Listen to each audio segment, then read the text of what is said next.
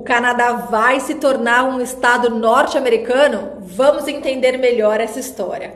Não é de agora que os Estados Unidos têm demonstrado interesse em adquirir pelo menos uma parte do Canadá.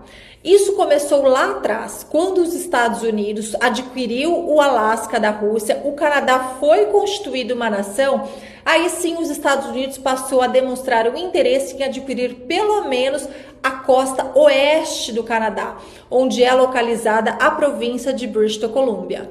No entanto, toda essa tratativa, esse interesse da fronteira, todo esse conflito de interesse de fronteira foi apaziguado com o Tratado de Washington, assinado em 1871. Isso mesmo, desde essa época nunca mais foi levantado nenhum rumor do interesse norte-americano em adquirir uma terra canadense. Até que, com as últimas eleições, onde Donald Trump foi eleito próximo presidente dos Estados Unidos e vai assumir aí nos próximos dias, começaram a declarar em suas redes sociais que o Canadá deveria se tornar o 51º estado norte-americano. No começo, muitas pessoas não estavam levando isso muito a sério, ou estavam levando isso como uma sátira. Porém, Trump passou a fazer novas afirmações e passou a declarar também em entrevistas. Então, muitos especialistas, políticos, pessoas da área também começaram a divulgar e começaram a tentar entender o porquê que Trump começou a trazer esse tipo de informação. Vamos discutir aqui as principais delas. Um dos pontos que Trump fala é sobre a balança comercial, onde ele fala que é desfavorável hoje para os americanos, porque o Canadá vende muito mais para os Estados Unidos do que os Estados Unidos vendem para o Canadá. Isso de fato acontece, mas se dá principalmente pelo petróleo, porque hoje os Estados Unidos não têm produção suficiente para toda a sua população e acaba adquirindo grande parte do petróleo que é produzido em Alberta. Porém, muitos especialistas também têm falado que aquilo que ele tem declarado é unfair, ou seja, não é justo, porque existe um exagero com relação aos números que ele tem apresentado. Porque embora aconteça isso sim, do Canadá vender mais para os Estados Unidos do que o contrário, mas o Canadá compra mais serviços dos Estados Unidos. Então, no final das contas, fica muito equivalente essa balança comercial. Um segundo ponto que Trump tem levantado também é que ele vai taxar em 25% todos os produtos vindos do Canadá. Essa declaração gerou muitos conflitos aqui no Canadá e essas declarações até do Trump fez com que impulsionaram, na verdade, com que Trudeau anunciasse a sua renúncia aqui no país, justamente muito desses conflitos que Trump tem anunciado. Uma outra coisa que Trump tem falado é que o Canadá deve sim melhorar a sua segurança de fronteira para evitar que produtos ilícitos, drogas cheguem nos Estados Unidos através do Canadá. Com relação a isso, o Canadá demonstrou sim interesse em proteger melhor as suas fronteiras e declarou que vai fazer investimentos de pelo menos $1 bilhão.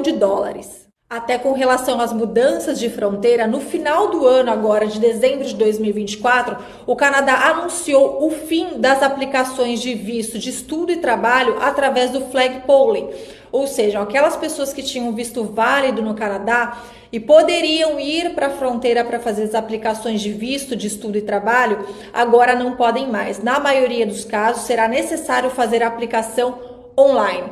Ainda tem algumas exceções, mas a maioria ainda precisa fazer a aplicação online.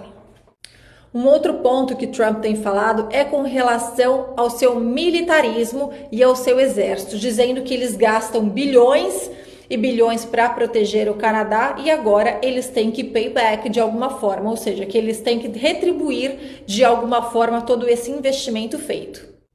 Com todas essas declarações feitas, também já passaram a ter muitos especialistas falando que será que o Canadá vai retaliar os Estados Unidos com essas declarações, se aproximando da China. A China já demonstrou o interesse em se aproximar do Canadá para aumentar então essa parceria comercial. Tem muita coisa que pode se desdobrar disso daí.